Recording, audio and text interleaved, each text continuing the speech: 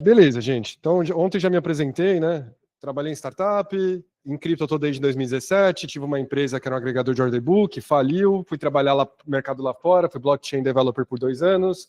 Aí, no IF Denver de 2020, criei, junto com meus fundadores, uma empresa, a gente foi lá para o Hackathon, do Hackathon transformou em empresa. A história é assim. E aí, desde então, em 5 anos, a gente já fez projeto para o Banco Central, teve protocolo de DeFi, estamos tentando achar o desejado product market fit para startup, né? Achar o produto que dá certo. E queria voltar aqui um pouco dos fundamentos, né? Lá do básico, eu gosto dessa divisão, nem todo mundo divide cripto assim, mas para mim começou aqui, né? Começou em Torrent. Torrent você já tinha, até hoje, censorship resistance, descentralizado, os caras quebram o Pirate Bay, o negócio não sai do ar. A diferença é que aqui a galera não acertou o economics. Você tinha que ter o seeder e o leecher, você ficava naqueles fóruns privados de ponto, de torrent, você não ganhava dinheiro para rodar esse nó descentralizado de arquivo aqui. E para mim a grande evolução que o Bitcoin trouxe foi, agora você tem uma economia por trás, você consegue ganhar um dinheiro por rodar uma ação descentralizada, né? Não só isso, não é só um dinheiro, você tem toda uma economia dos 21 milhões, você tem um economics pensado para ser deflacionário, enfim.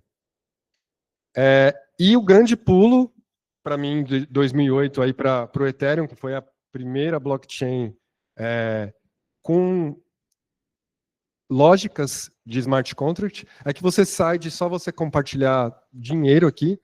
Aqui na blockchain do Bitcoin você até tem uma língua chama script, você tem uma linguagem de programação, mas ela é muito limitada, ela não é Turing complete, que a gente chama, que é que você consegue criar qualquer programa lá dentro. O Ethereum ele lança, inclusive dentro de uma conferência do Bitcoin Miami, ele tentou fazer dentro do Bitcoin inicialmente, mas a comunidade não abraçou e lançou a blockchain própria. Hoje você tem várias nesse modelo, né? Todas as que a gente chama de EVM compatível, é que segue essa lógica que você consegue criar lógicas descentralizadas. Então você deixa de ser só um banco de dados, você passa a ser um mini computador descentralizado. Teve uma época, para quem é bem das antigas, o Ethereum, essa era a narrativa. Era, eu vou ser o grande computador global, e aí você vai ter o HD global. Era uma galera que fazia storage descentralizado. Hoje virou lá o Filecoin. Você vai ter o processamento descentralizado. Enfim, então eu também marco esses 3 momentos aí de cripto, esse é menos falado, né? O torrent. Inclusive, tem até uma camada bem mais baixa da infra, mas o Whisper, que é o protocolo de propagação das informações dos nós, é o mesmo. Tem muita coisa aqui que bebe na fonte do torrent. E aí, o que é esse DeFi, né? Enfim, é um termo guarda-chuva, que é difícil setar o que é. Vou trazer a minha definição, né? Para mim, é um software autônomo que cumpre funções financeiras. Então, o Ethereum não pode ser qualquer software. Você faz software lá de supply chain, de tokenização de crédito carbono, coisas que estão relacionadas a finanças, a galera começou a colocar nesse guarda-chuva aí de DeFi. E para mim tem que ter 3 propriedades para ser chamado de DeFi, e elas são meio um espectro, né? As 3 propriedades você percorre aí. Tem que ter um elemento de descentralização, E isso aqui você tem protocolos que são totalmente descentralizados, ninguém manda, totalmente autônomo, e você vai caminhando nesse espectro, né? Por exemplo, o SDC, a stablecoin, ela já não é totalmente descentralizada, ela tem um whitelist e blacklist lá do smart contract que, se o governo americano falar, bloqueia esses endereços, ela consegue bloquear. Então, em DeFi você percorre. Até o Drex foi bem criticado aí aqui no Banco Central, moeda de governo central, ela já era um pouco mais descentralizada do que a moeda normal que a gente tem hoje. Por quê? Porque eles queriam rodar nós em que a Casa da Moeda, o BNDES, ia ter alguns nós no Brasil, que é mais do que um, né? Então já ia no espectro de descentralização, um é descentralizado, alguns e totalmente livre, né? Para mim tem que ser componível, né? Essa palavra em português fica ruim, o composable, né, que eles chamam, que é você conseguir criar pedaços de software e usar eles rapidamente, como se fossem plugins, módulos, né? Tem que ter esse elemento para mim, para lembrar DeFi. E tem que ser esse elemento de automatização, as coisas funcionam sozinhas. Você consegue pegar um empréstimo no banco em que você não comunica mais com uma empresa ali do outro lado, você comunica com um software que é autônomo, né? E esse autônomo ele é representado aqui pela essa propriedade da automatização. E aí, por que é útil, né? Por que tem ganhado tanto espaço aí versus as soluções custodiais? Eu trouxe alguns exemplos aqui que ficaram famosos, né?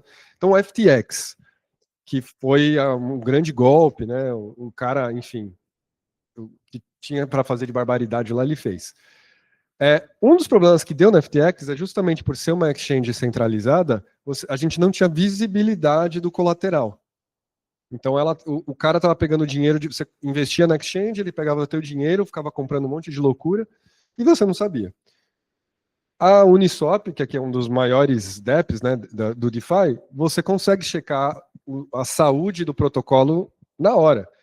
Quer dizer que não tem problema? Não, pode ser que tenha um hack, só que a gente vai ficar sabendo na hora. Não vai ficar. Aqui você vai. É uma caixa preta, né? Você não sabe se o cara. O que ele está fazendo. E muitas das coisas da Web 2, né? Das finanças tradicionais, é um pouco isso. Tá tudo bem, quebra, e a galera só fica sabendo que já não tinha dinheiro naquilo meses depois, né? Então, essa é uma das grandes mudanças de paradigma, né? Trazer confiança para o sistema.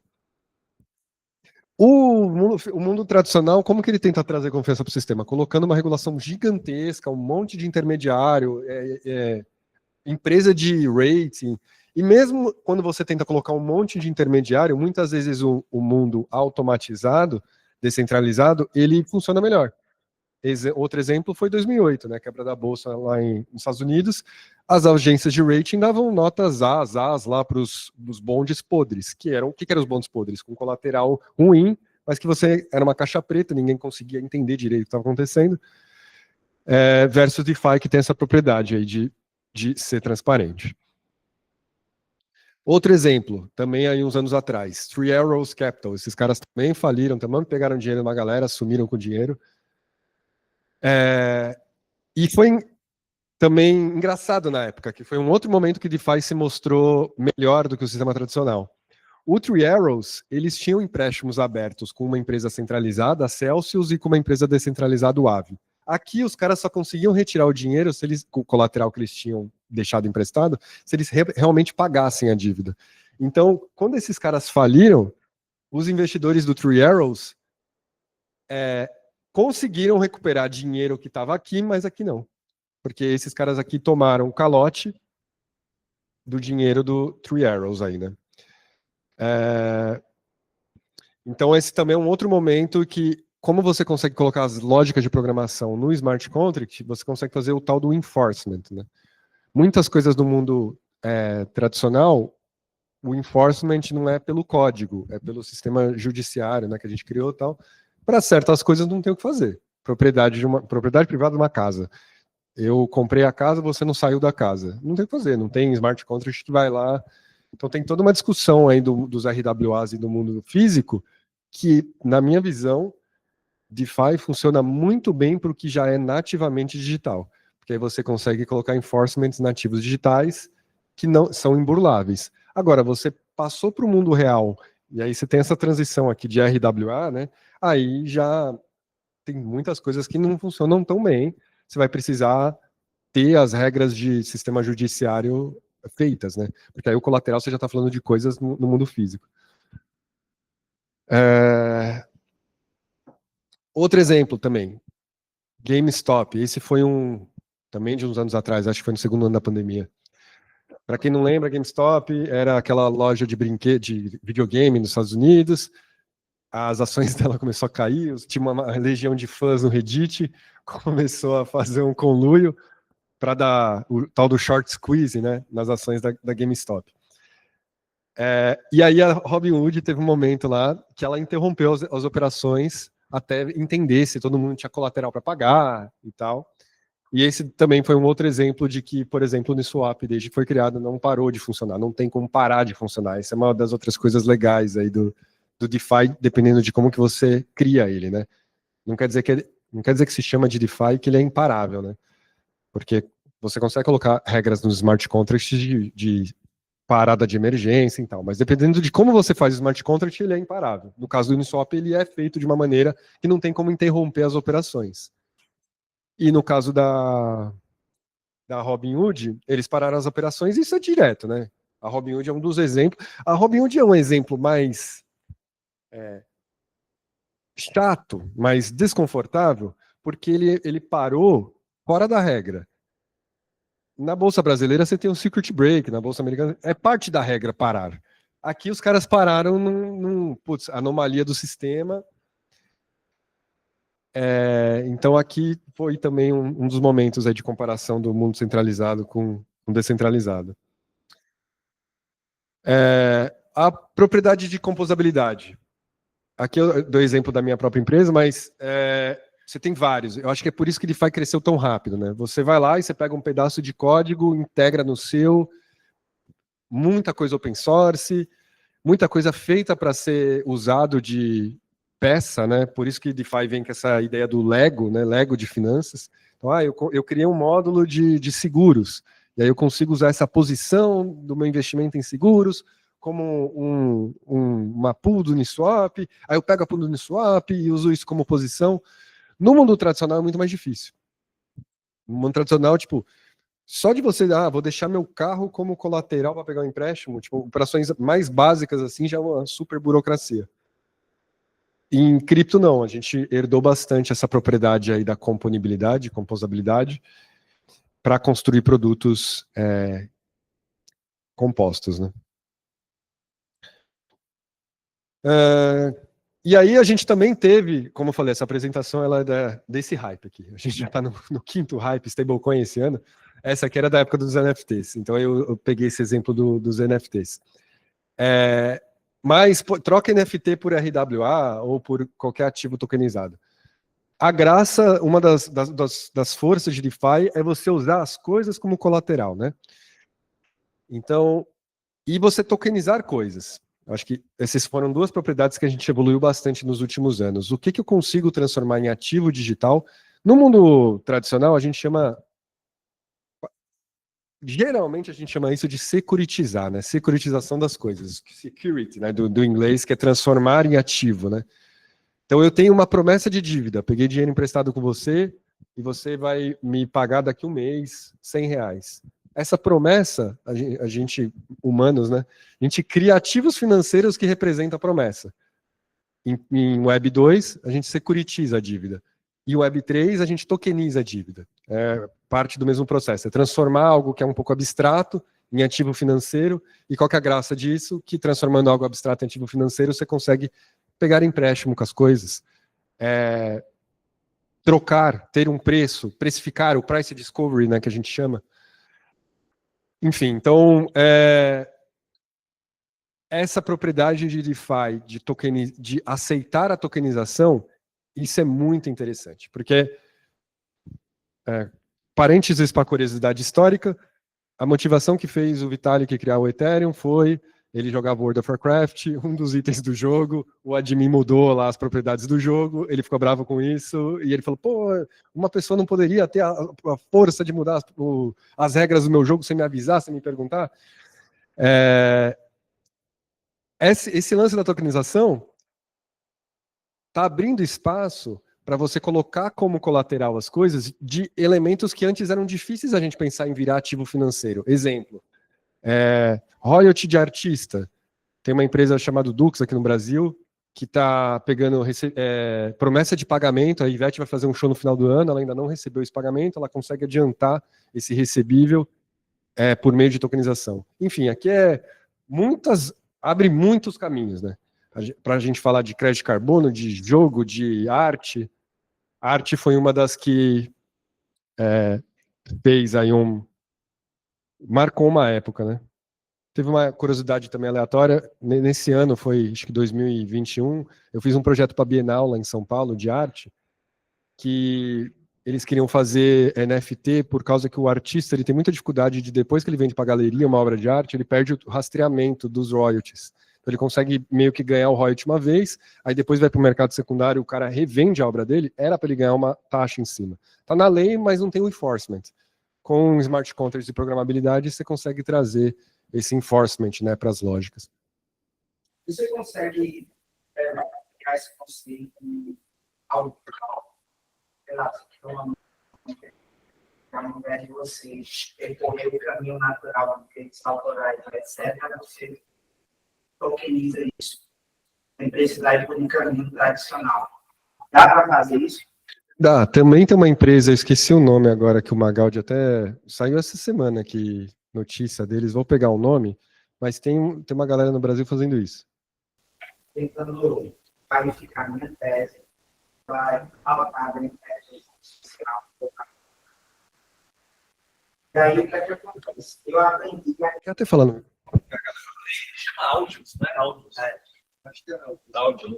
E aí o que acontece? Nesses meus estudos, eu comecei a brincar muito com o algoritmo de criação de música. E eu sempre gostei de escrever. Eu não cheguei para o GPT e pedi para ele criar música. Então, eu conheci um pouquinho de partitura, e aí eu comecei a dar ritmo, nota maior, menor, etc. E comecei a renderizar as músicas em alguns algoritmos. E teve uma que eu soltei em algumas plataformas, e assim, teve uma audiência absurda, e eu recolhi, porque eu não entendo nada de como legalizar ou reivindicar direitos autorais. E aí muita gente disse, como é que tá essa música, não sei o quê. E nessa brincadeira eu já criei mais de 130 músicas. E aí uma das ideias que eu tive foi, será que eu posso tokenizar esse ativo, me resguardar de alguma forma, e aí sim veicular isso? Aí essa era a minha dúvida, entende? Se daria para fazer por esse caminho. Sim, então tem uns projetos brasileiros que eu conheço que eles estão fazendo isso, e aí eu boto em contato, que eu sei que dá. Eu acho que tem dois pontos, né? Acho que DeFi funciona bem quando você já tem o registro no nosso mundo, você tem o físico, você tem o ECAD lá, ECAD para música? ECAD. É o ECAD, né? Então você já tem no ECAD isso é tudo regulado. Tem uma briga, porque alguns artistas, alguns utilizam o ECAD, outros vão pelo INPI. Eu conversei com alguns artistas, vão pelo ECAD, mas eu entendi que é um caminho mais doloroso, e alguns estão indo via INPI, que é um caminho mais curto, mas o INPI eu ainda assim achei frágil, né? E aí nessa... Você está preocupado com o registro da propriedade intelectual ou com a monetização da propriedade intelectual que já está resguardada? Digamos que nesse momento é proteger a obra, a propriedade intelectual, né? Então eu acho que DeFi ajuda mais na monetização do que já está protegido. Porque no protegido aqui, aí eu não sou sistema judiciário, né? Tipo, porque como você vai fazer o enforcement se você quer proteger a cópia? Digamos que eu vou lá, copio sua música e eu boto numa outra plataforma. Eu vou ter que fazer um enforcement de você ganhar o dinheiro daquilo que eu te copiei, ou não ser permitido de colocar naquela plataforma, né? Esse enforcement já tem que ter um juiz para trás para falar, isso daqui não é igual. Então, eu acho que Crypto e DeFi ajuda mais com a parte da monetização do que já está resguardado, do que com o resguardo da propriedade intelectual em si, mas tem gente fazendo, já tem várias jurisprudências de registro na blockchain que vale como prova, né?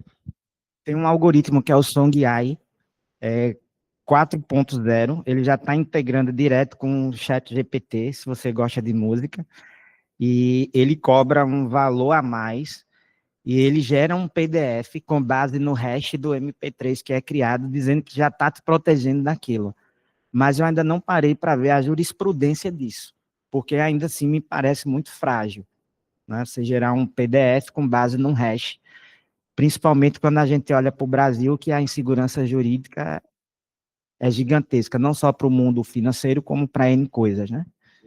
E aí, é uma das vantagens que eu vejo do mundo digital, de você tokenizar tudo, de você ir para a questão de smart contracts e etc., para desburocratizar isso, porque isso acaba, de certa forma, impactando na criatividade das pessoas. As pessoas começam a ficar com medo de criar, porque os poucos que conseguem criar, mas não têm amparo tão fácil, acabam perdendo, né, ou sofrendo algum tipo de prejuízo. Né?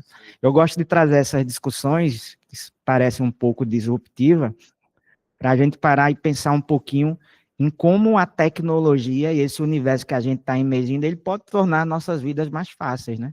E abrir porta para a inovação. Hoje a gente vive grandes entraves, né? Inclusive, muito da minha pesquisa em inovação, ela para porque esbarra em questões empíricas e jurídicas que, dado o avanço onde estamos na linha do tempo, não deveriam existir, por exemplo. Mas isso aí é cena para outros capítulos, né? Mas eu vou te colocar em contato com o pessoal que manja disso. Valeu, boa. Que mais? Acho que isso era um pouco do... voltando nas propriedades também. Eu acho uma outra visão que eu tenho de por que cripto está ganhando tanto espaço e ganhou espaço no institucional, aí em CBDC, stablecoin, é que para a internet a gente chegou em um consenso de padrão, né? Ninguém questiona se HTTP vai ser o protocolo de comunicação, se TCP/IP, www. Eu sinto que a gente está caminhando para um padrão de transferência de valor, né? Porque transferência de informação, tanto que saiu até recente, isso desse ano, o Cloudflare, que é uma das empresas que está por trás desses protocolos de comunicação da internet, do TCP e tal, discutindo lá com o PayPal de uma padronização via stablecoin de transferência de valor, né? Porque a gente ainda não chegou. PayPal tentou trazer há uns anos atrás, e com Solidity, com EVM, acho que Ethereum não, mas o EVM em si, esses tokens RC20, essas padronizações que a gente começou a falar aí, estamos caminhando para ser uma API global de pagamento, né? De inteligência financeira, nem diria pagamento, de troca de ativo financeiro. Então, acho que esse é um dos grandes quebras de paradigma aí de DeFi, de blockchain como um todo, dos últimos anos. E aí tem algumas categorias aqui, como essa aqui é uma aula introdutória, que é só para começar a dar uma ideia aí, para nivelar o pessoal.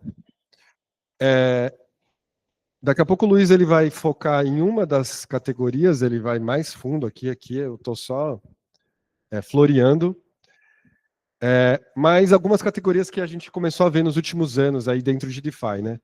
Então você tem as stablecoins, que é a bola da vez. Para mim, ela é, na verdade, ela foi o primeiro RWA de todos, que no fim é dólar, né? Dólar é real world asset, mas ela ganhou em uma categoria por fora, né? Então, grandes categorias dentro do DeFi, você tem stablecoin, você tem staking, RWA e lending, que para mim é tudo uma figura diferente de yield.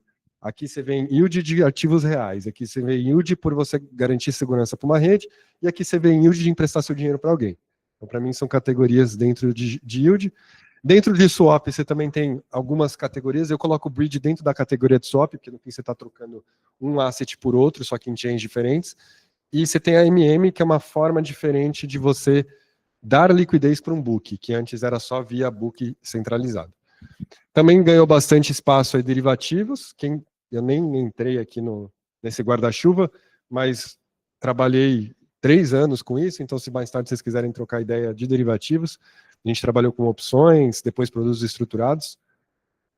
Também é algo que não tem só o lado especulativo da coisa. Curiosidade histórica, derivativo não começou como especulação, começou como hedge, proteção. O que acontecia?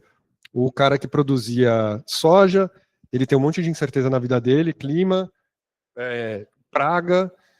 Uma das incertezas que ele quer tirar da conta é o preço. Fala, pô, eu quero pelo menos saber a quanto que eu vou vender um saco de soja daqui a um ano. É daí que surgem os derivativos. Como que eu consigo fazer um mercado em que eu tiro um pouco de variável da minha produção? Eu vendo um contrato futuro. E aí daí que sai. Então, eu gosto de fazer esse parênteses só porque derivativo vem muita coisa de especulação, perp, perpétuos e tal, mas é um mercado muito nobre.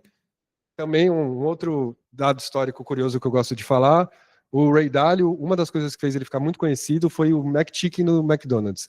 Na época que o McDonald's foi lançar o McChicken, o preço do frango era muito volátil. E o McDonald's falava, cara, não tenho coragem de lançar um produto que eu vou ter que ficar mudando o preço do meu hambúrguer o tempo inteiro.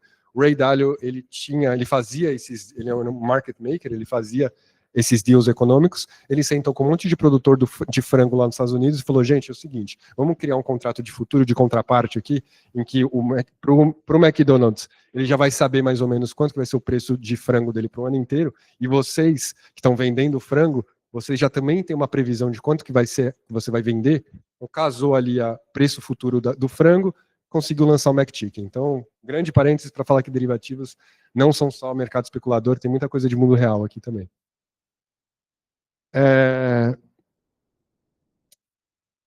E eu queria trazer esse último exemplo aqui, esse ficou mais famoso agora no Banco Central, do Drex e tal, a galera falou muito desse, então acho que é legal a gente teorizar isso aqui pelo menos uma vez, o tal do DVP, Deliver versus Payment. O que é isso? Aquela história de que eu vou vender um carro usado, quem já vendeu um carro usado ou comprou passou por essa situação, e aí fica aquela coisa de quem que dá o dinheiro primeiro, né? Você vai lá no cartório e passa o registro do meu carro para o seu nome primeiro, ou eu te transfiro o dinheiro. No mundo hoje, a gente não consegue fazer isso do que a gente chama de forma atômica, em uma única transação, em que você não tem essa quebra de confiança aqui no meio. Em cripto, como você trouxe para a mesma linguagem de programação o ativo representado por um token e o dinheiro também representado por um token, está perdendo essa linha tênue do que é ativo, do que é dinheiro. Tudo é ativo, tudo é token. Então você consegue fazer na mesma transação a mudança de um registro de propriedade para transferência do dinheiro. E esse era o grande primeiro caso que o Drex, lá do Banco Central, queria resolver. Então era a evolução do Pix. O Pix você só transfere dinheiro. A ideia do Drex era trazer transferência de ativo e dinheiro junto. Então DVP, eu achei legal trazer esse exemplo aqui, que ele sempre aparece. Drex tem uma noção de você segue discussão?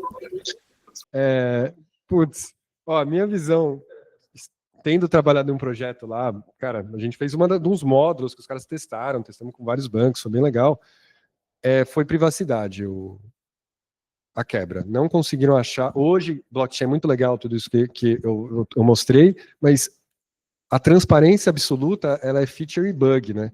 Dependendo do momento, você quer ter a transparência. Mas dependendo do momento, é você quebrar LGPD, é um monte de coisa. Eu não quero que uma pessoa consiga ver todo o dinheiro que eu estou transacionando. Enfim, então, respondendo o Drex, ele não conseguiu solucionar a privacidade. Então, que eu saiba, tá parada. Valeu. O que mais? Aí, nesse caso, aí, transforma o automóvel em digital. Então para que isso aconteça, o registro do automóvel que tem a jurisprudência precisa estar em blockchain.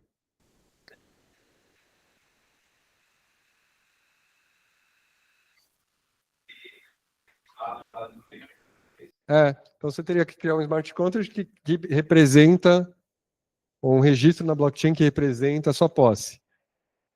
Aquilo que eu falei agora um pouco atrás, assim, tudo que toca no físico, você precisa que a regulação, você tenha jurisprudência. Eu preciso, se o cara não me dá, sei lá, ele vai lá na minha casa e pega a chave reserva e pega o carro de mim, eu preciso poder falar, olha, eu tenho um registro aqui na blockchain, sistema judiciário, qual que é o enforcement do sistema judiciário? Polícia. O cara pegou minha propriedade, enfim. Mas, pelo menos, você tem o registro que é seu. E o que ele traz de poder é que, se não tem isso, o cara pode nem passar no cartório. Você transferiu o dinheiro, ele não passou no cartório, você não tem nem como fazer um enforcement do mundo tradicional. Falou, peraí, eu paguei. Você pode dar o comprovante do pagamento. Aqui não, aqui você já teria o registro. Você troca o registro com o dinheiro. Né? O que mais? Antes de eu daqui para frente, eu ia terminar a apresentação por aqui, seria um exemplo prático de código. Mas eu nem abri para dúvida.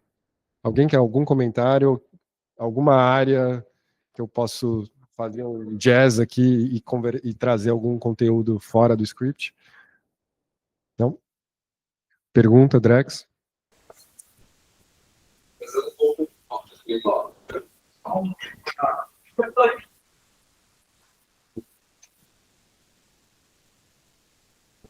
Só uma questão que eu queria ver contigo, que é o seguinte, como tu falou de API, né, e etc, como é que fica a convivência hoje entre stablecoin e token na vida real, né, em tempo real? Aí tem algumas iniciativas como o Dual Bank, que você já consegue fazer isso meio que em tempo real, você tem lá sua carteira de cripto, e você consegue sacar na moeda local se você quiser, enfim.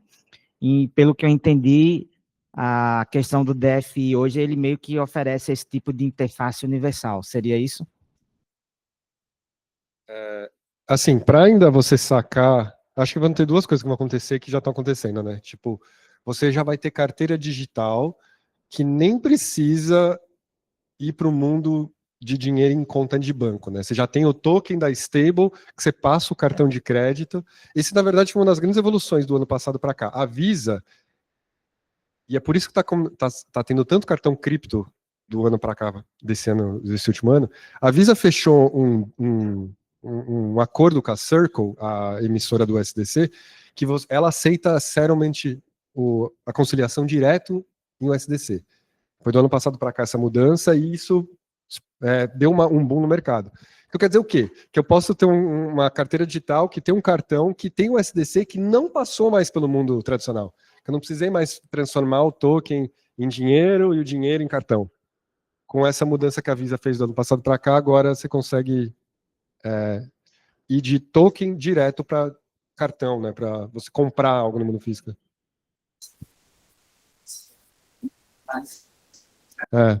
Aí a Chainlink, ela tá mais na área da infra, né?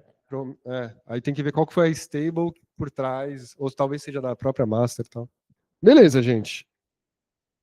O que eu queria falar de DeFi, deixa eu ver se eu tenho.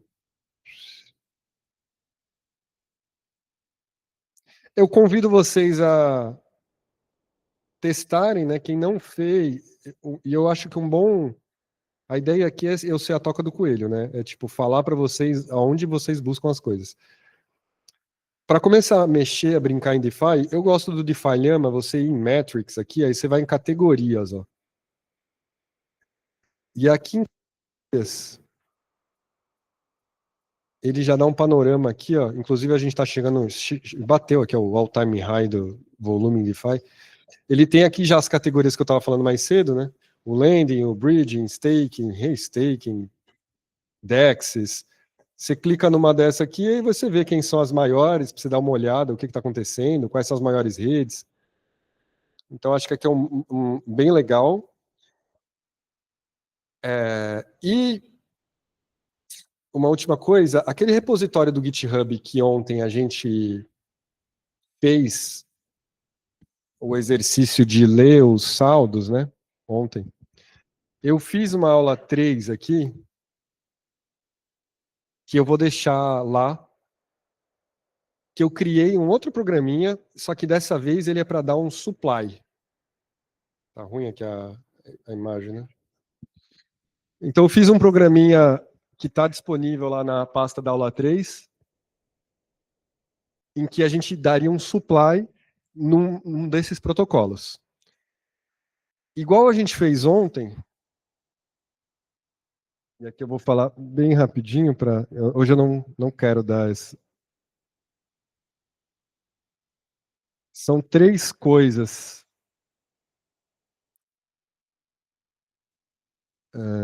Não, na verdade eu vou falar. Isso aqui é importante. Espera aí.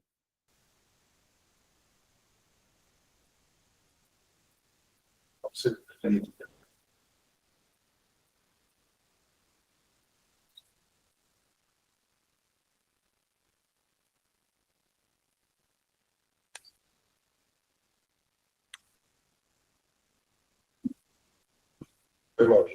que esse é um conceito muito importante, acho que esse vale falar no ao vivo.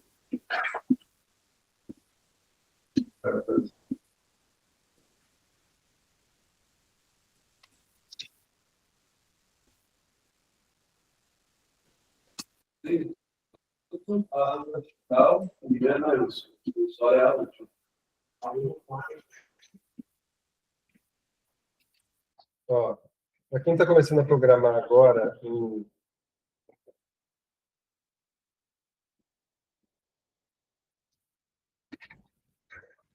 essa é a parte mais importante para não esquecer quem está programando agora, para começar a entrar na cabeça. Quero interagir com qualquer coisa em DeFi. Eu quero fazer um swap, uma bridge, supply, que seja.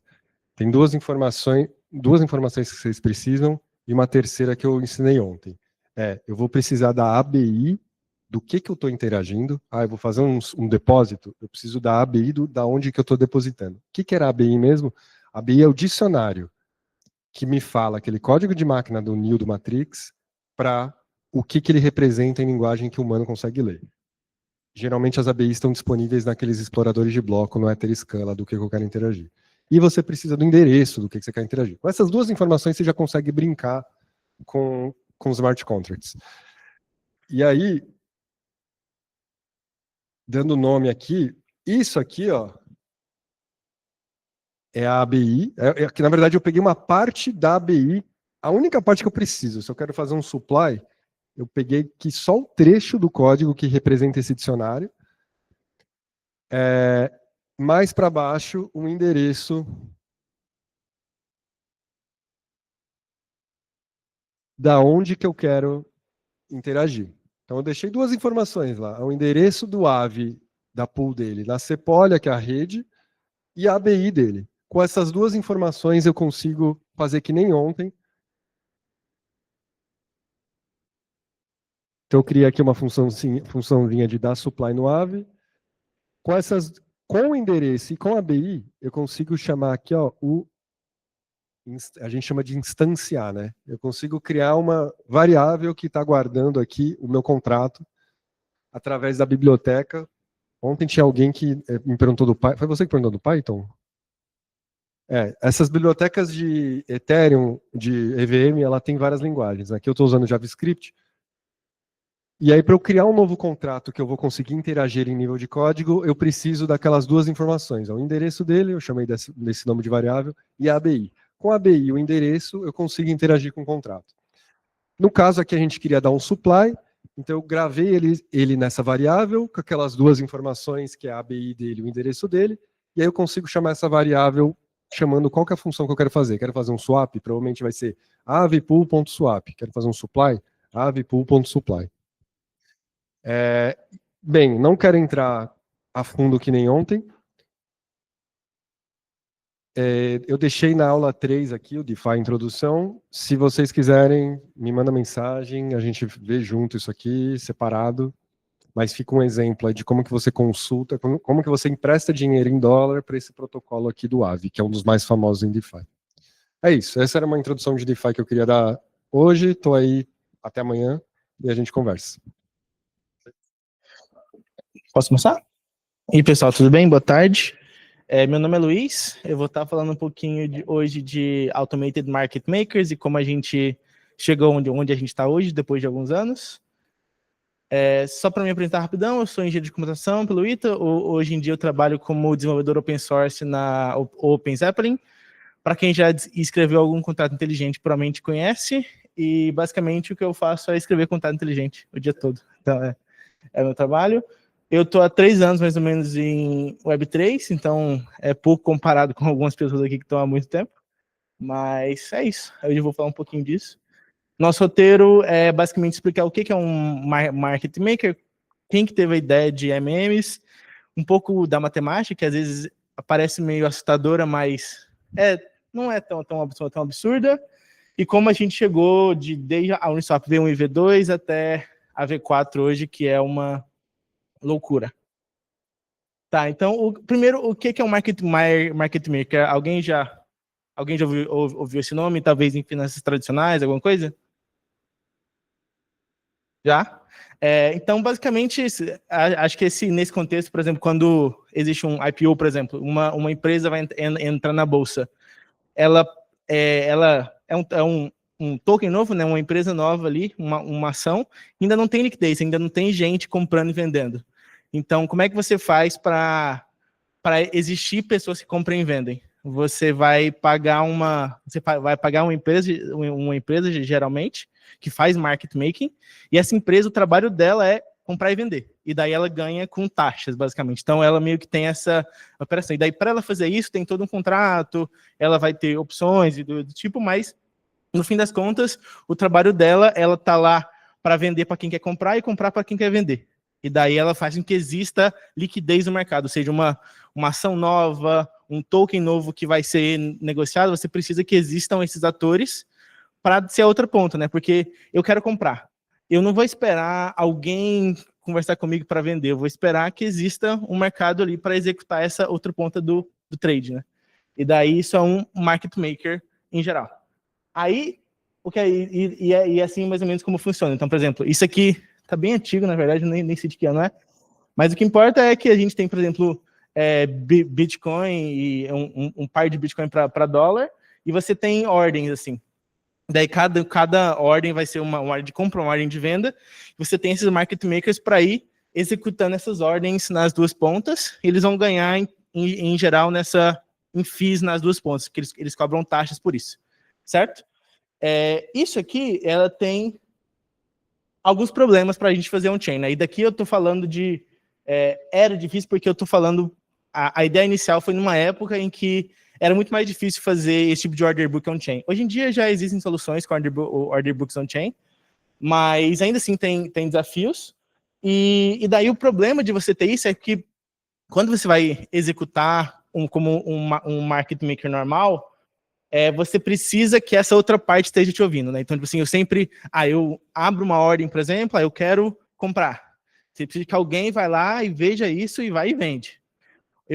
Você precisa desse ator estar sempre olhando, isso vai ser um ator off-chain em geral, então vai ser a gente chama de solver, por exemplo, ele vai resolver essas coisas, e daí ele vai ver todo mundo quer comprar, todo mundo quer vender, e vai tentar resolver um com o outro, mas você precisa desse ator estar constantemente ali. O que é um problema se você começa a ter muitos tokens, né? Porque, por exemplo, hoje em dia, sei lá, meme coins, por exemplo, tem 50 milhões. Imagina que eu preciso dessas pessoas provendo esse serviço o tempo todo, de ficar tradando todos os tokens. Eu vou ter um pouco mais de dificuldade, em alguns pares não vai ser muito... Não vai nem dar lucro para esses caras, então eles não vão fazer isso. Então a gente faz isso de forma automática. E se, primeiro, antes só empresas grandes eram esses market makers, e se qualquer um, por exemplo, eu tenho Bitcoin e dólar, um pouquinho, e eu quero ser um fazedor de mercado, porque se eu tenho Bitcoin eu posso comprar e vender, se eu tenho dólar eu posso comprar e vender. E se eu puder ir lá, botar liquidez num certo mercado e eu viro esse market maker. E daí, em vez de ter um market maker que é uma empresa grande, eu tenho muitas pessoas, cada um botando um pouquinho, e daí essas pessoas estão fazendo estão sendo esse market maker, e eu não preciso que ninguém fique olhando. Assim, quando uma pessoa vai fazer um trade, ele já vê, eu tenho dinheiro suficiente para executar isso baseado nesses market makers, que são pessoas que cada um botou um pouquinho, eu vou lá e vou executar esse trade com isso, basicamente. Então, isso é mais ou menos a ideia de um automated market maker. Então, basicamente, eu vou ter uma função em geral, que eu vou, ao invés de calcular baseado nesses market makers resolvendo, tem uma função que já executa na hora via um contrato inteligente, que ela vai me dar a forma para resolver e a liquidez dessas pessoas, de várias pessoas juntas, ao invés de um grande market maker. Faz sentido? Isso tem alguma lógica? Quem não sabia?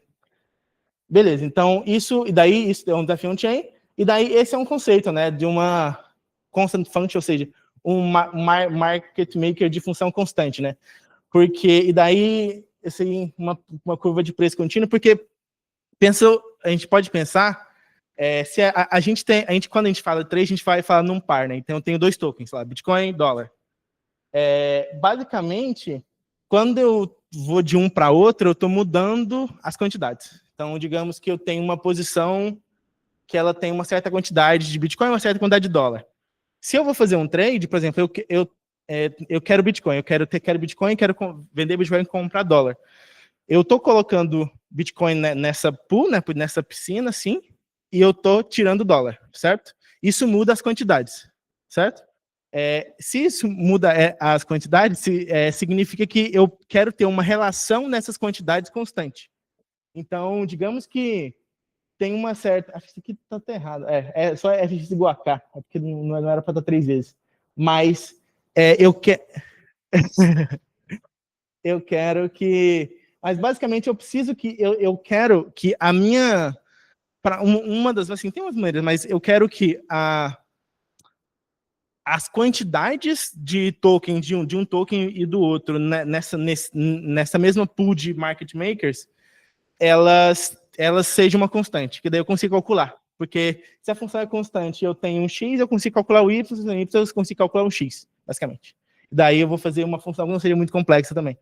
Então, o mais padrão que a Uniswap popularizou e que talvez o mais usado hoje é a de produto constante. Então, dado uma pool de liquidez, que é esse lugar que eu tenho liquidez vindo de diferentes pessoas, eu sempre tenho uma variante aqui, quer dizer, uma invariante, que sempre o produto, ou seja, assim, se eu multiplicar a quantidade de Bitcoin pela quantidade de dólar, vai dar um certo valor que é constante. E daí, isso é legal por quê? Porque quando eu mudo uma quantidade, eu sei qualquer outra, né? Porque x vezes y igual a k, o x é k sobre y e o y é k sobre x. Então, se eu mudo x, eu tenho y. Se eu mudo y, eu tenho x. Então, eu vou conseguir fazer o trade, basicamente. Que é basicamente isso, né? Então, e daí qual que é o legal? Porque pensa, eu quero, assim, primeiro, por que você iria ser um market maker? É porque você quer ganhar essas taxas do swap, certo? Então, a gente tem 2 pontos aqui. A gente tem uma pessoa que quer fazer um trade de dólar para Ether, por exemplo. Então, ela quer botar $4.000 e pegar um Ether, $4.500 e pegar um Ether. E eu tenho pessoas que têm dólar e Ether, só que esse dólar e Ether está parado. Ele quer ganhar FII em cima dele. Então, isso a gente chama de prover liquidez. E daí, o que a gente quer fazer? A gente quer que muitas pessoas consigam depositar esse dólar e Ether dentro desse contrato. Primeiro, aí é uma coisa muito importante, manter uma contabilidade dessa posição, porque imagina que você tem 1.000 pessoas diferentes, cada uma com certa quantidade, e eu quero que seja justo, né? Eu não quero que uma pessoa coloque mais, coloque menos, ela vai ganhar desproporcional ao que ela ganha. Eu quero que todo mundo ganhe proporcional ao que ela contribui da pool. E daí, mesmo que cada um contribua pouco, se eu tenho muita gente, eu vou ter uma pool grande, suficiente para poder prover liquidez para esse par. Então, por exemplo, eu quero... alguém que já, assim, que não é tão experiente, já usou o front-end da Uniswap, por exemplo? Alguém aqui já usou? Mas alguém está online e já usou? Não sei. Mas, basicamente, quando você entra lá, você fala assim, você tem dólar. Você clica swap e vira Ether, certo? Você tem que imaginar, esse Ether está vindo de onde? Se você está botando dólar, é porque o Ether veio de algum lugar. Esse lugar é esse contrato inteligente aqui, em que os provedores de liquidez depositaram. Então, esses provedores de liquidez foram lá, eles botaram os dois, botaram Ether e dólar. E quando eu fiz o trade, eu botei dólar e tirei Ether. Então, do ponto de vista deles, eles deram Ether, para mim, no caso, e receberam dólar. Só que para isso, eles têm que ter uma taxa, né? Porque se não fosse ganhar nada, não tem por que eles fazerem isso. Então, e daí, ou seja, eu pego uma taxa, boto lá e eu tiro isso deles, basicamente. E daí eu preciso manter isso proporcional. Então, cada um vai ter uma porcentagem dessa pool, basicamente. E essa porcentagem dessa pool vai se manter mesmo que as quantidades de Ether e dólar mude com o tempo também. Faz sentido? Será que até agora tem tido alguma lote? Você poderia colocar qualquer fórmula constante. Sim. Por que eles pararam de X? porque ela é boa com volatilidade. Que, por exemplo, uma outra que tem é a soma constante. Por exemplo, para stablecoin, x mais y igual a k, eu dou um SDC, eu pego um SDT. Concorda? Poderia ser. Só que daí você não tem graça, né? Porque o preço já está dado. Mas eu preciso eu preciso de ter uma coisa que, assim, acho que primeiro, para oferta e demanda, né? Eu preciso que quanto menos oferta eu tenho, menos oferta eu tenho, mais o preço aumente. E eu preciso de uma função que se aumente rápido. Para, primeiro, assim, para eu incentivar o trade contrário também. E daí tem. Só que eu também preciso que ela seja simples o suficiente para não ser muito complicado. Então, o produto constante é bom para isso, porque ela é volátil, você tem isso muito claro, que o preço vai aumentando. Quando você vai tirando, o preço aumenta, e no limite, e quando você começa a ter muito pouco de um, o preço vai muito alto. Porque vai para zero, né? Assim, a função 1 sobre x, quando ela tende para infinito, vai para zero. Então, uma vai para infinito, outra vai para zero, então o preço fica desse jeito. Então, por isso que meio que foi... Mas, ela foi escolhida meio que arbitrariamente, mas que tinha algumas propriedades que eram interessantes. Mas, por exemplo, tem outras. Então, a Curve, por exemplo, ela falou, pô, essa de produto constante, ela dá muita vol. Eu não quero uma de tanta vol, então eu vou pensar numa curva que ela tenha menos volatilidade. E daí eu vou fazer isso para stablecoin. Então a Curve faz isso para stablecoin e pares correlacionados. E aqui também é só para x e y. E se fosse x, y, z?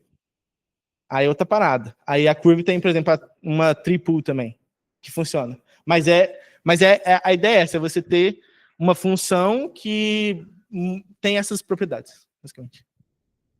Mais alguma pergunta? Faz sentido? Tá. Interpretação da curva. O preço é y sobre x. Isso na V2. É simples. Aí você pode pensar numa derivada, o dy sobre o dx e tal. Mas no fim, e daí é importante dizer, porque assim, às vezes quando a gente pensa no mundo tradicional, a gente sempre pensa em dólares, né? Mas quando a gente está numa pool de liquidez, por exemplo, a gente tem só 2 pares. E em geral, sem pensar em oráculo, uma pool, ela é indiferente ao mundo externo. Então, basicamente, ela tem... E o preço, ou seja, o preço de uma é a quantidade de uma sobre a outra, e o preço inverso, né, que eu também posso pensar no inverso, x sobre y.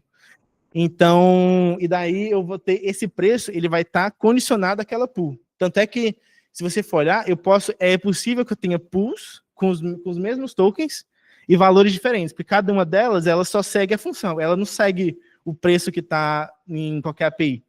E daí, se eu ver que tem esse problema, que eu tenho isso, eu posso ganhar dinheiro e ir lá e fazer uma arbitragem, que eu vejo, se o preço está diferente, eu posso comprar numa e vender na outra, por exemplo. Mas, e daí, é interessante isso. O slippage aqui é um negócio que talvez... Tá. O slippage aqui é que quando eu vou fazer um swap, eu acabo modificando eu modifico as quantidades lá dentro, e como eu estou na função 1 sobre x, no caso, né, porque é x e y igual a k, se for muito grande, eu vou ter um impacto muito grande no preço, basicamente. Então, isso é uma parada, e acho que isso é um dos motivos de que foi escolhida essa função, porque se você começa a fazer trades muito grandes, você tem um impacto muito grande. Então, você é incentivado a assim, ter trades pequenos, a não ser que você tenha uma liquidez muito grande. E daí você vai ter volatilidade, que é algo que as pessoas queriam também, porque a gente está... Pensa que isso foi criado um pouco depois dos ICOs, por exemplo, você tinha vários tokens diferentes. As pessoas queriam... eu tenho um token X, eu quero um token Y. Eu quero trocar de um para o outro. Então, como é que eu consigo trocar de um para outro? E não me estou muito preocupado com volatilidade. Eu só quero trocar e tentar ganhar dinheiro. Quer falar alguma coisa?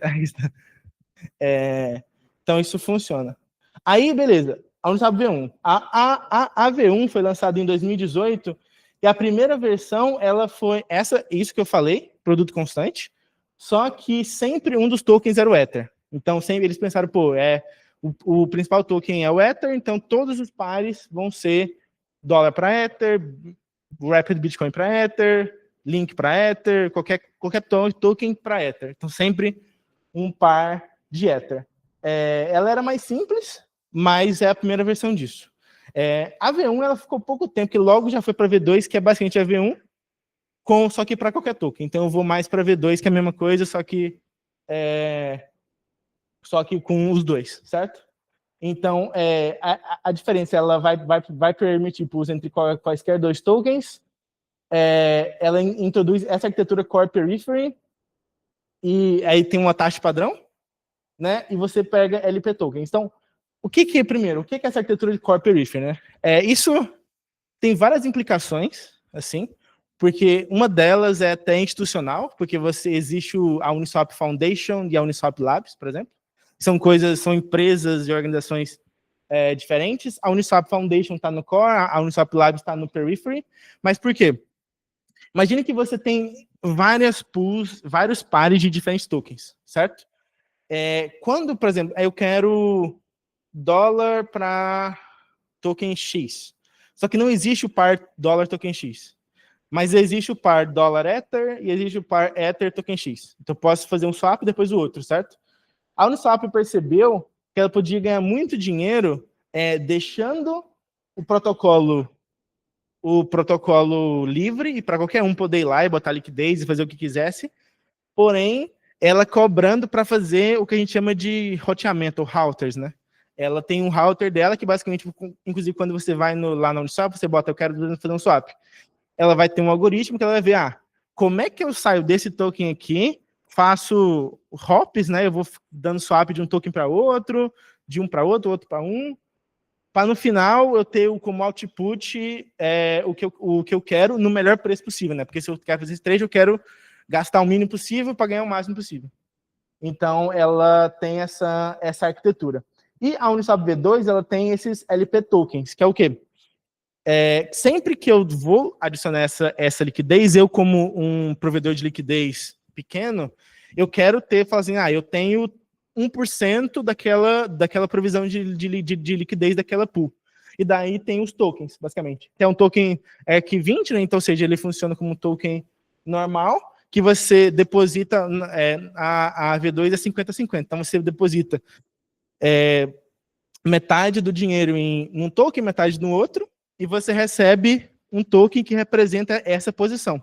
Lembrando que essa posição vai mudar ao longo do tempo, porque você está adicionando, porque os trades estão acontecendo, e basicamente as FIIs que você recebe, elas vão sendo depositadas, meio que depositadas nos seus tokens. Então, você tendo esse token de liquidez aqui, você está recebendo as FIIs, as taxas que estão sendo pagas pelas pessoas que estão fazendo os trades.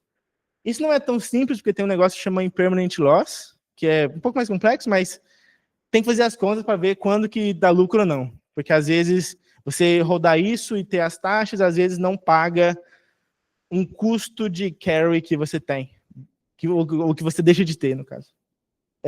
Isso é uma outra coisa também, mas não pensando nisso, a ideia é que você deixa os seus tokens lá, eles vão servir para as pessoas fazerem liquidez e você vai receber as taxas nele, e daí o seu token que representa essa posição é um token de LP ou Liquidity Provision, basicamente.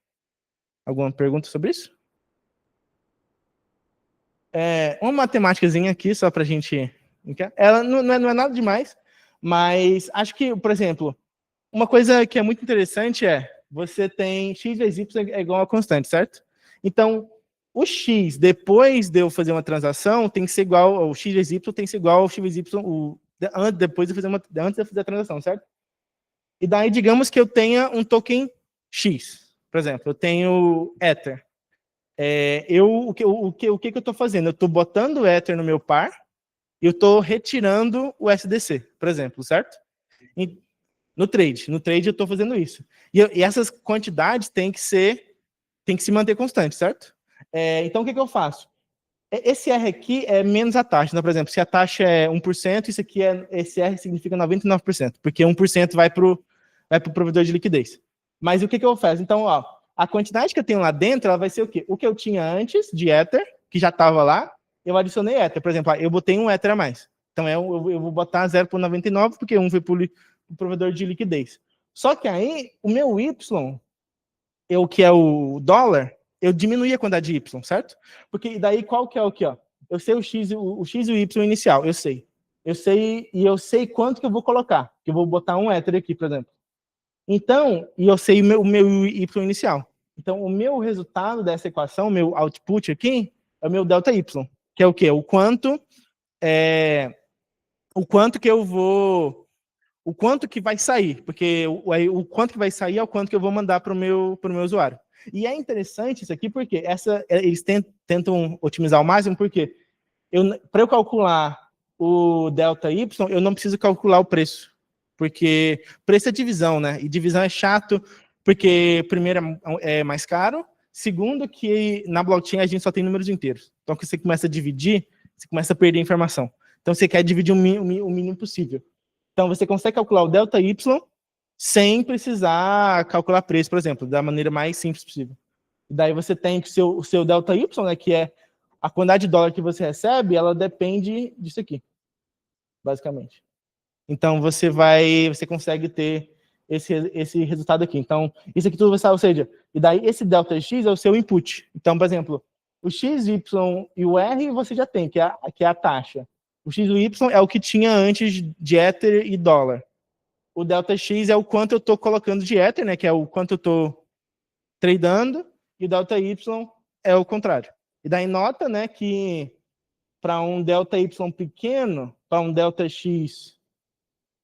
eu ia fazer uma conta aqui, mas não vou fazer essa aproximação. Mas, basicamente, isso aqui vai muito com 1 sobre X. Então, por exemplo, se eu tenho um delta X da ordem de X aqui, ou um delta X...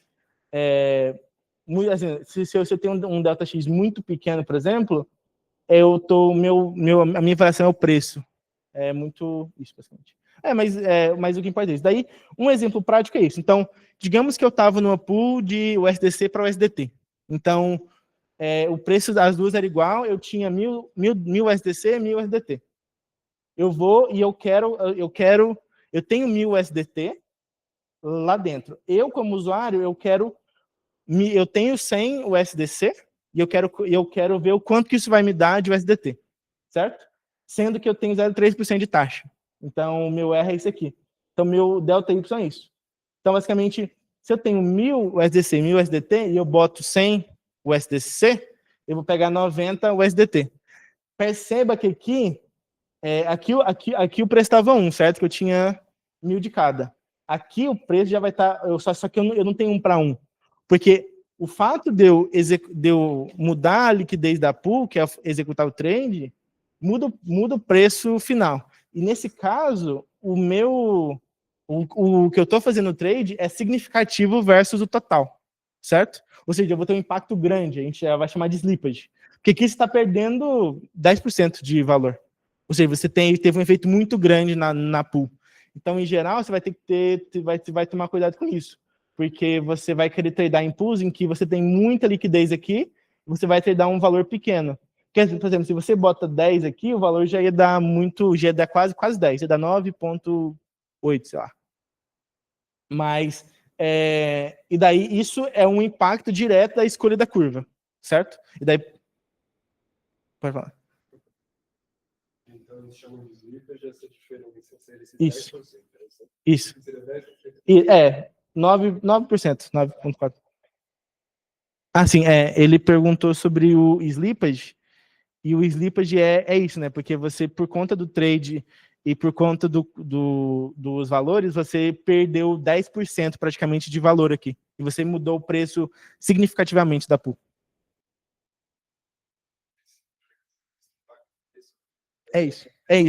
Isso. São efeitos diferentes. A slippage tem a ver com o quanto você quer receber. Porque, por exemplo, eu estou nesse preço aqui. A slippage tem a ver com o quanto eu perco durante o swap e o price impact é o preço final. Porque, por exemplo, aqui era 1, certo? No final, a gente tem que ver, eu vou ter agora 1.100, vai. 1.100 X e eu vou ter menos 91, eu vou ter 909Y, certo? Então, o preço que antes era 1, agora é 1.100 sobre 909. 11 por 9 dá o quê? 1.2? Quase. Dá quase 1.2. Ou seja, eu fui de 1 para quase 1.2. Ou seja, meu impacto de preço foi quase 20% nessa pool. Sim, exato. Eu tive um slippage de 10% aqui e eu fiz um impacto de 10% no preço. O preço aumentou 20% só por conta do meu swap aqui, basicamente. Isso é importante, porque quando você vai para pools que são muito voláteis, isso aqui muda. E é uma coisa, porque pensa que a blockchain está lá executando. Quando a gente tem o que a gente chama de mempool, né? Então, você manda a sua transação para ser executada. Só que você não sabe quando ela vai ser executada. Então, se você viu um preço aqui, pode ser que o preço, de fato, quando você vai executar, seja outro. Seja porque pode ter outros swaps lá no meio do caminho. Então, o que acontece geralmente é a Uniswap, por exemplo, na periphery, você pode determinar o seu slippage. Que assim, se o preço for muito ruim e o meu output for muito diferente do que eu estou esperando, não executa e reverte. Isso é uma vantagem da blockchain, porque a gente tem isso que como é que é o nome? Atomicidade, que eu consigo fazer várias coisas. Se lá no final uma das minhas condições não é verdade, eu reverto e nada aconteceu. Então eu posso desistir. É meio que isso. Então, por exemplo, eu boto aqui o 100 e eu falo assim, eu quero receber pelo menos 95. Se o meu swap for executar e for dar 91, não executa, porque para mim já está muito ruim. E daí isso de fato acontece, tem esse parâmetro lá na Uniswap, e daí você coloca. E daí você lá no front-end você vai falar, eu quero o slippage de tantos por cento, quer dizer, eu aguento até tantos por cento de variação do preço. Se aumentar muito mais, eu não quero. É isso. Alguma dúvida sobre isso aqui? Faz sentido? Tá, aí assim é basicamente mostrando isso, né? Então, basicamente, a gente pensa numa curva, né? Isso aqui, plano cartesiano, x, y. Basicamente, cada pool, ela vai, o tempo todo tá seguindo essa curva. E eu meio que, a ideia é que cada swap é como se eu estivesse andando na curva e eu só posso andar nela. Então, se eu tô nesse ponto aqui, eu posso ir para cá, por exemplo, daí eu vou ter o meu delta x e o meu delta y, certo? E daí aquele cálculo lá me dá esse resultado aqui. E daí, basicamente, eu quero andar tanto delta x. Para andar tanto delta x, eu preciso de tanto delta y. Para andar tanto delta x, eu preciso de tanto delta y. Perceba que, se você for olhar para cá, pensa que ela tá indo para zero aqui, para o eixo. Se você vai perceber que o delta x vai ficando pequenininho, mas o delta y vai ficando muito grande. Isso é o quê? Isso é o preço, porque o preço vai ser a derivada dessa função aqui, mas o preço é o cateto oposto sobre o cateto adjacente, que é a tangente. Então, quanto mais o meu delta x eu vou para essa região aqui, eu tenho um preço muito grande numa direção, né? Ou muito barato, depende de qual direção você está. E aqui é o contrário. Para cá, quanto mais eu vou para cá, mais eu também tenho essa variação.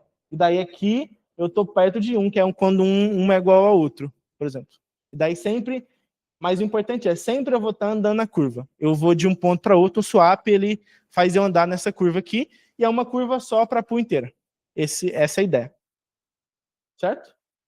Isso aqui é um plot que é parecido, né? Assim, tem essa curva aqui, tem as tangentes aqui que me dão os preços, tá vendo?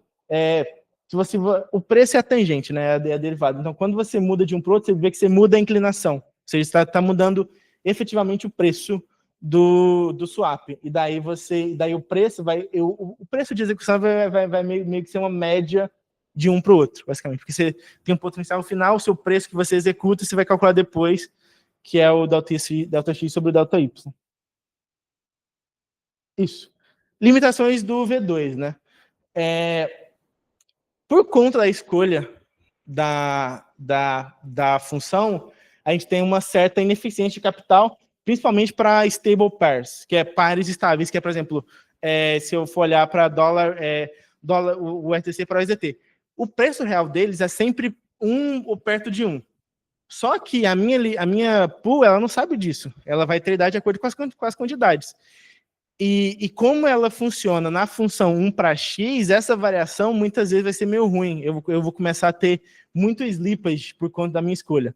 E eu tenho liquidez, e a ideia é que eu tenha essa liquidez, ela está distribuída uniformemente. Só que, pô, para a maioria dos tokens, tem um limite ali de até onde o preço vai. Se o preço for... não faz sentido eu ser... Por que é possível eu fazer um trade com preço infinito, assim? Tanto para um lado quanto para o outro. É meio estranho. Isso é um pouco estranho. E daí tem a parada de impermanent loss também, que eu não vou entrar tanto, mas eu quero que seja possível eu botar essa liquidez mais ou menos perto de onde eu acho que o preço vai estar. Porque daí eu não vou ter tanto problema. Mas, pô, eu não quero que eu não quero que eu como provedor de liquidez, eu não quero que o meu usuário vá lá e vai negociar comigo num preço infinito, ou infinito para o outro lado, muito caro, muito barato. Eu quero, só se até tal ponto eu aceito prover liquidez para esse mercado. Se eu começar a variar demais, eu vou perder muito por conta da impermanent loss, o meu capital vai ser muito ineficiente. Isso faz sentido? De alguma maneira? Faz sentido? Beleza, então a gente tem V3, que é o quê? E se eu conseguisse cada LP ele vai para um intervalo de preço específico. Então, eu vou prover liquidez do mesmo jeito que eu provi antes, só que ao invés de prover na curva, eu posso prover, por exemplo, se eu estou num par de stablecoin, eu vou falar assim, não vai variar, vai de 95 centavos até 1,5, por exemplo. Então, eu quero, trade nesse espaço aí, eu aceito fazer esse mercado. Se fugir disso, eu não quero mais fazer, eu quero ficar fora. Eu quero uma liquidez fora só desse, eu quero fazer essa gestão. Ou seja, e daí se passar desse valor, me dá um dos tokens aí e eu não quero ficar executando isso. Aqui é uma diferença muito grande, que daí também coincide de ir para os tokens fungíveis para os tokens não fungíveis também. Porque antes você tinha token fungível no sentido de que todo provedor de liquidez era igual. Você tinha, o seu LP era uma porcentagem da pool, basicamente. Você tinha uma certa porcentagem daquela pool. Agora não mais. Agora, cada provedor de liquidez, ele tem um non-fungible, basicamente, que vai falar assim, ele é único no sentido de que, eu estou provendo preço, eu estou provendo liquidez nesse intervalo e não nesse, e outra pessoa pode prover num intervalo diferente, de modo que nós dois somos diferentes, e daí pensa que, e daí é o louco, né? Eu quero representar isso de modo diferente, porque pensa que eu preciso ter contabilidade de ganhos, de como a sua posição está evoluindo ao longo do tempo. Se você precisa ter essa contabilidade, antes uma porcentagem era suficiente, porque era todo mundo igual. Agora não é mais igual. Se não é mais igual, eu preciso definir unicamente. Daí eu preciso de um NFT. Daí tanto é que se você for olhar na Uniswap, quando você prova liquidez na V3, na V4, vai ter um NFTzinho lá com a sua posição. Por isso, porque ela é única, ela é diferente dos outros e cada um vai ter uma diferente, basicamente.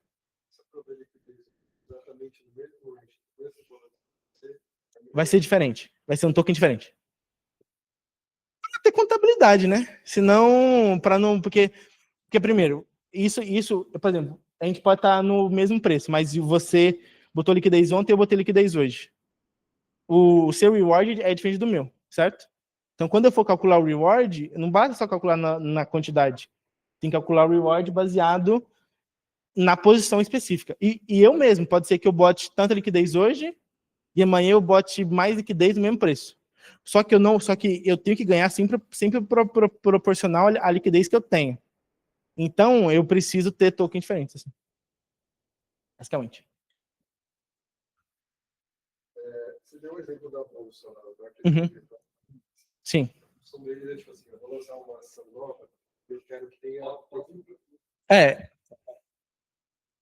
Então, você deu o exemplo lá do market maker no começo da bolsa.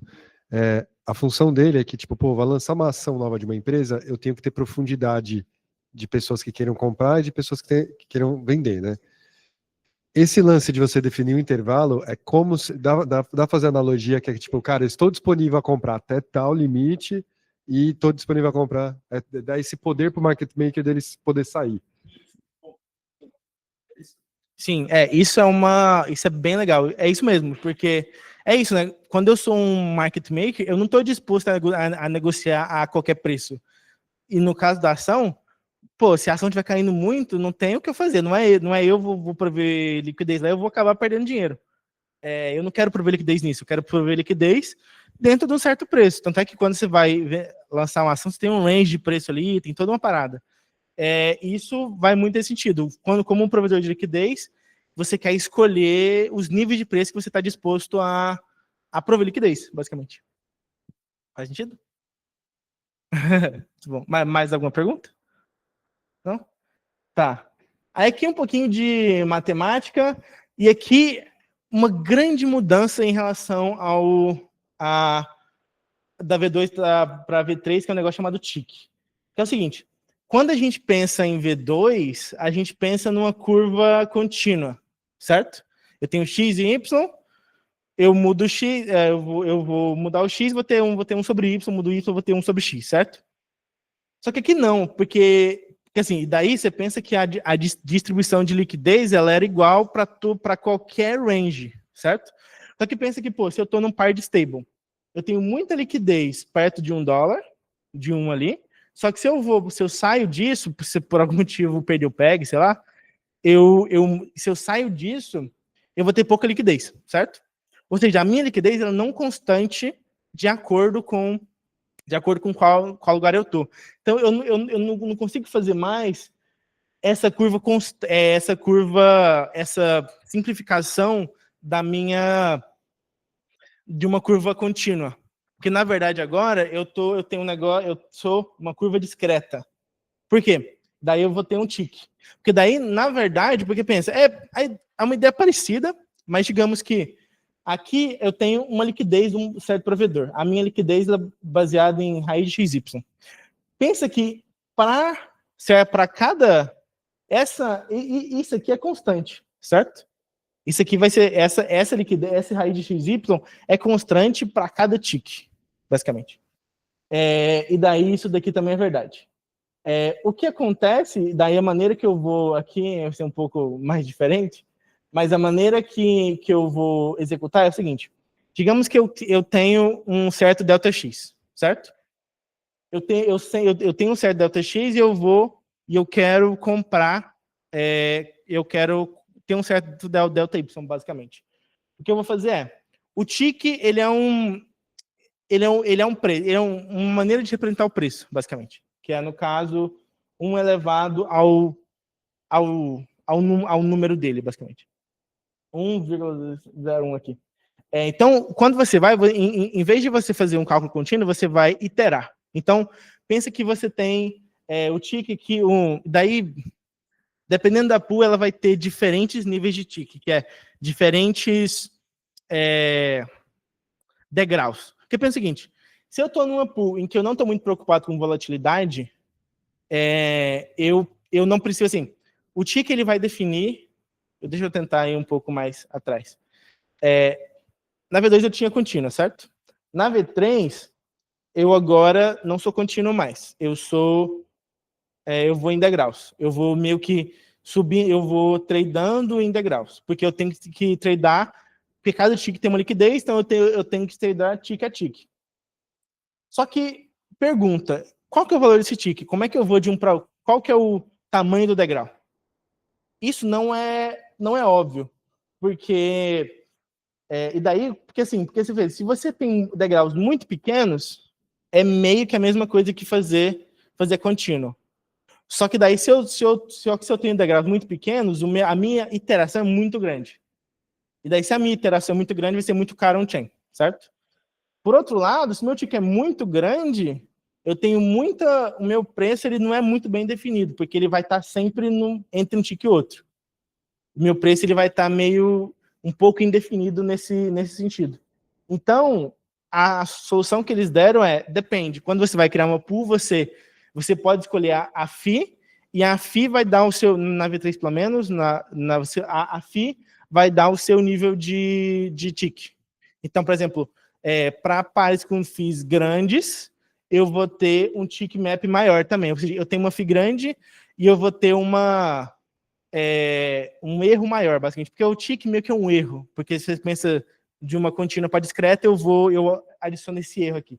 Então, basicamente, eu tenho esse tick aqui, e daí quando eu vou de um para outro, eu vou cruzando os ticks para chegar no meu preço inicial, eu tenho meu token de input, que é o X, por exemplo, e daí eu vou, para cada tick, eu vou vendo, eu tenho certa liquidez, tal.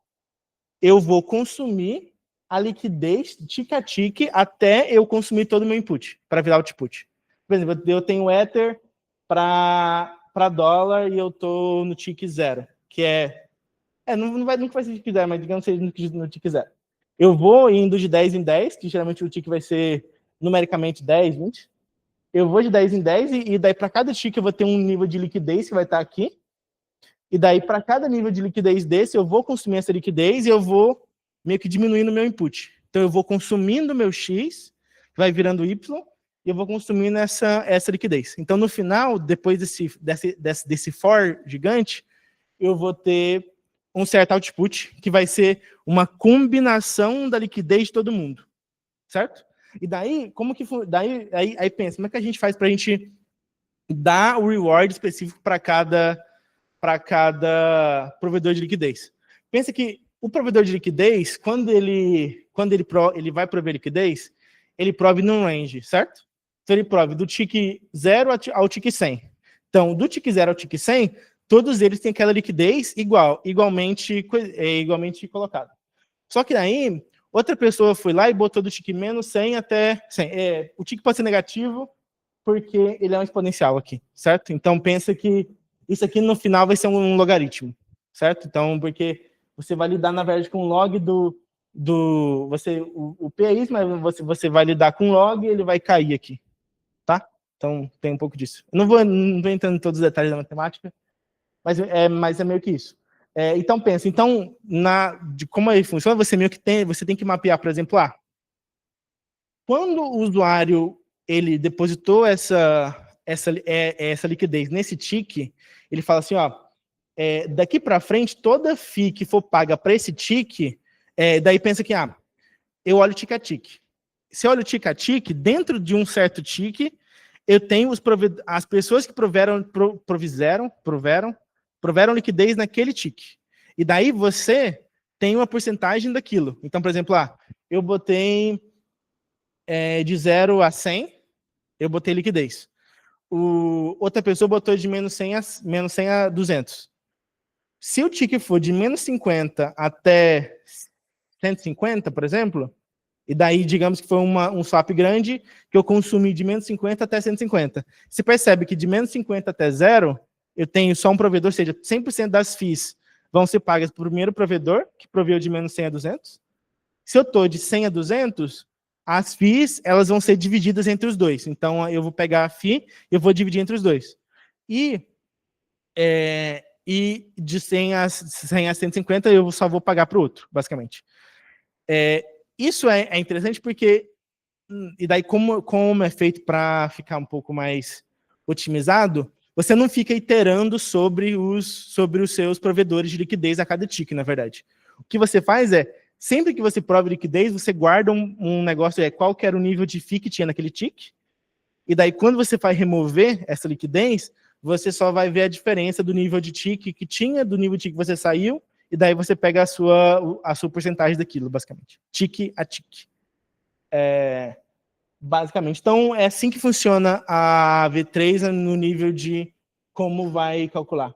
E daí, isso aqui não era a raiz, era para ser só até aqui. É porque eu fui fazer em LaTeX, aí não ficou meio assim.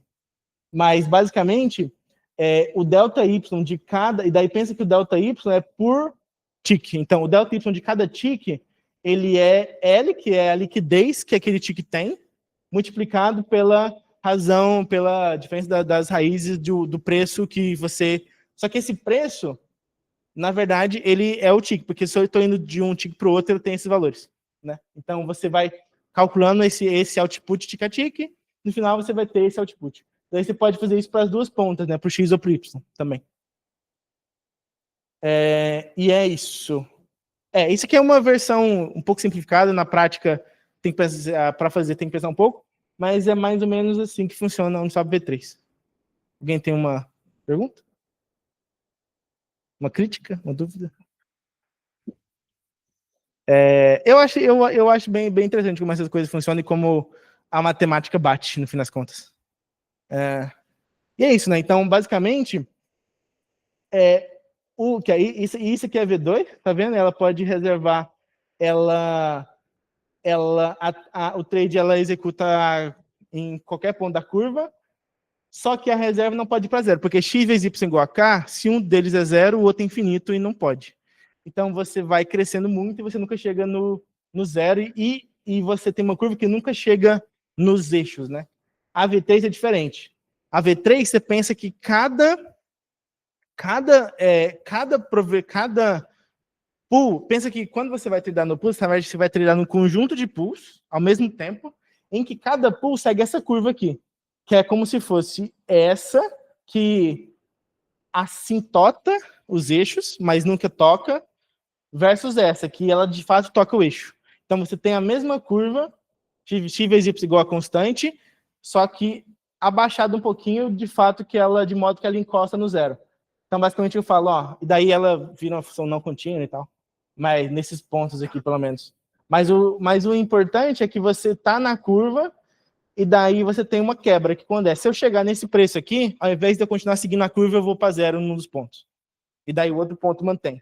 E vice-versa também. Então, basicamente, a cada tick que eu vou prover liquidez, eu tenho essa configuração aqui, que é um pouco diferente dessa, mas me dá muito mais liberdade de como fazer. E daí você tem uma distribuição da liquidez, né? Porque pensa, diferentes pessoas, elas vão... porque assim, digamos que eu vou prover liquidez. Você concorda comigo que se todo mundo prova liquidez no mesmo range, o meu valor, a minha porcentagem de ganho vai ser menor, porque no sentido de que a minha porcentagem referente ao total é menor. Se eu provo liquidez num range maior, quando alguém vai tradar nesse range, pode ser que tenha poucas pessoas e eu ganho uma porcentagem maior das FIIs. Então tem toda uma... E fora que digamos que eu tenho o custo de ficar mudando essa posição. Porque você tem uma posição, aí o preço mudou, aí saiu do meu range, eu vou tirar e colocar de novo. Às vezes você só deixa num range maior para você não ficar mudando isso tudo. Isso aqui é como fica... como essa liquidez vai ser distribuída. Então, mas isso aqui ETH/USDC há um tempo atrás estava $1.800, hoje em dia já está 5, tomara. Mas você tem uma certa liquidez aqui, você tem E daí, assim, é engraçado como as coisas funcionam, que você consegue ver quase uma curva normal aqui, se você for parar a pensar, que boa parte está no preço de fato real, que é o preço real é onde vai estar a maior parte, mas você vai para as pontas e você ainda vai ter algum tipo de liquidez também. Então segue uma curva. Curiosamente, você vai seguir essa curva normal às vezes. E como funcionam os ticks, né? Que é basicamente... Os ticks, eles vão ser números inteiros, né? E percebe que ele vai do negativo para o positivo, porque ele é o expoente daquele número lá. Então, você consegue indexar de um para outro e você consegue definir muito bem o preço só baseado nisso aqui. Eu não vou entrar muito em detalhes, que acho que eu já falei bastante, mas é basicamente isso. Aí, V4. Matematicamente é a mesma coisa da V3, então não muda muito a lógica da coisa, que eu continuo tendo ticks, eu continuo, quando eu vou fazer um swap, iterando sobre esse chip, fazendo um for, consumindo a liquidez tick a tick. O que muda são otimizações a nível de engenharia, né? Porque na V3, por exemplo, cada pool de liquidez tem seu próprio contrato. Então, eu vou tradar para um contrato específico. A V4, não. A V4, ela pensou, é meio ruim, porque assim, quando você tem um token, você tem que ficar transferindo esse token, né? E transferir token, eu chamar um outro contrato, é um pouco caro. Então, por que eu, ao invés de eu ficar transferindo, eu faço tudo num lugar só? Então, eles foram e falaram assim, não, vamos deixar singleton num pool manager. Então, todas as pools estão no mesmo lugar, e todo token de todas as pools estão lá, e a matemática funciona. Isso aqui, para mim, é assim, hooks hook é uma customização, você consegue customizar como o swap acontece, eu vou mostrar um exemplo ali rapidão. E daí isso aqui também é legal, porque antes você tinha que passar de Ether para WEther para você poder fazer trade, agora você faz os dois juntos. e funciona igual, assim. Eles fizeram uma abstração bem legal, com um padrão que chama 6909, depois vocês podem dar uma olhada. Mas, para mim, essa inovação aqui de Flash Accounting é uma loucura. Porque uma coisa importante quando a gente está pensando em blockchain é custo de storage. Porque, assim, tudo que você faz na blockchain tem custo. Um dos principais é o custo de storage, que é o custo de você escrever algo para a blockchain que vai ficar guardado para sempre. Eu quero minimizar esse custo. Ou seja, não minimizar o custo, mas sempre que eu vou fazer um contrato, pensar, eu quero usar o mínimo de storage possível para eu não precisar pagar o mínimo possível também. E também para o tamanho da blockchain não crescer infinitamente e isso sempre virar um problema. Então, eles criaram um opcode recentemente, que é o de Transient Storage. Transient Storage eu consigo criar um storage que só vai valer naquela transação e depois ele vai morrer. Isso faz com que eu consiga fazer isso aqui, que é basicamente, ao invés de eu ficar transferindo de um token para outro, eu crio posições de dívida, de crédito e débito na mesma transação, com meu pool manager. Então, eu posso ter débito com o pool manager desde que eu pague esse débito no fim da transação.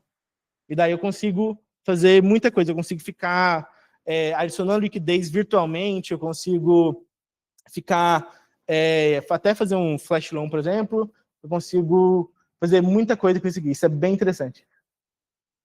E a diferença da V3 para V4 é essa, né? Porque antes, se eu queria fazer um swap de Ether para DAI, por exemplo, e digamos que essa aqui fosse uma rota, antes eu precisaria fazer, eu faço um swap de Ether para SDC, transfiro SDC para DAI.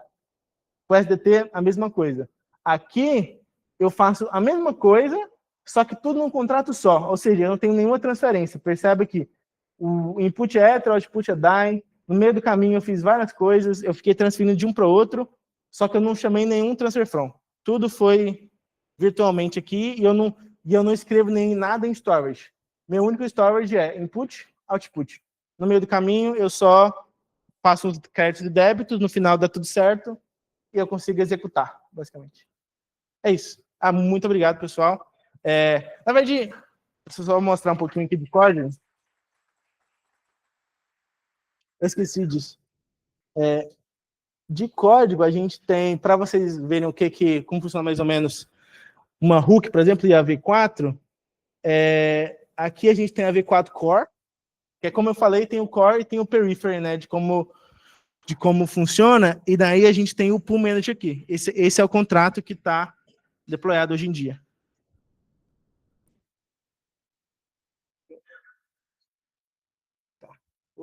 Tá. Então aqui, vocês podem ver, existe assim, a V4 da Uniswap.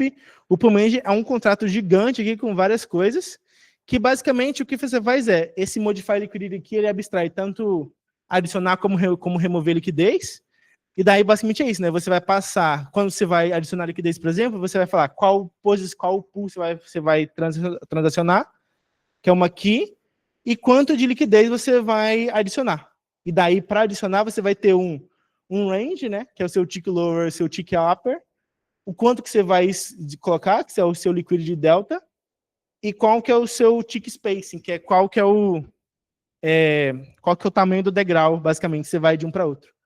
E daí é interessante que você consegue ter hooks que modificam. Dei um zoomzinho aqui, estão vendo? Por exemplo, aqui, eu consigo, para cada pool, eu consigo, depois de executar uma adição ou remoção de liquidez, eu consigo executar uma outra função aqui, por exemplo, e o swap funciona de maneira parecida, tá vendo? Daí, só para você mostrar como funciona, que é um swap, certo? Aqui, swap.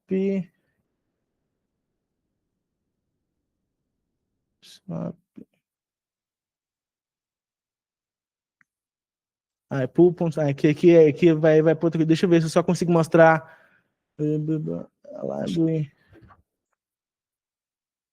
Aqui. Acho que está aqui a lógica do swap.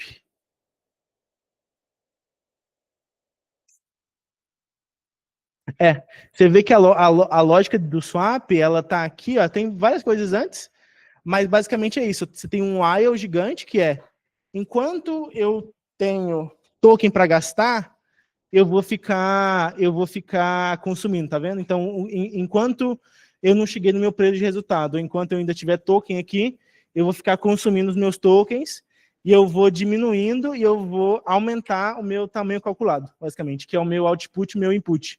Então, é isso. No fim das contas, a Uniswap é um while gigante, que você vai ficar rodando até você consumir os seus inputs e ter os seus outputs aqui.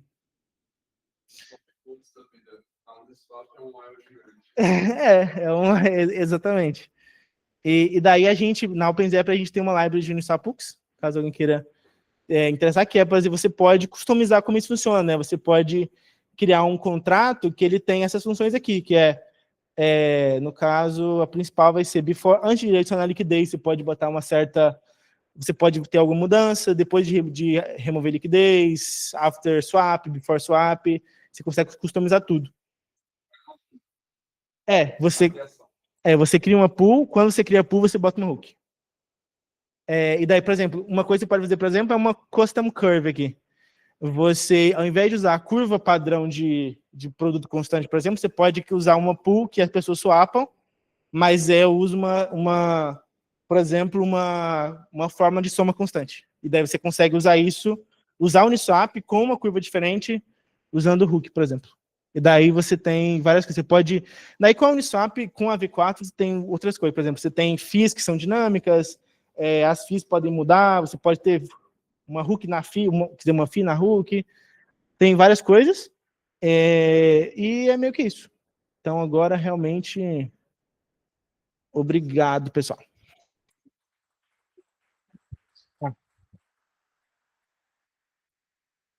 Você usa... Aproveitar para perguntar de preço, né? Você usa... Eu já vi gente usando técnicas de dar liquidez como estratégia de entrada ou de saída, tipo um DCA.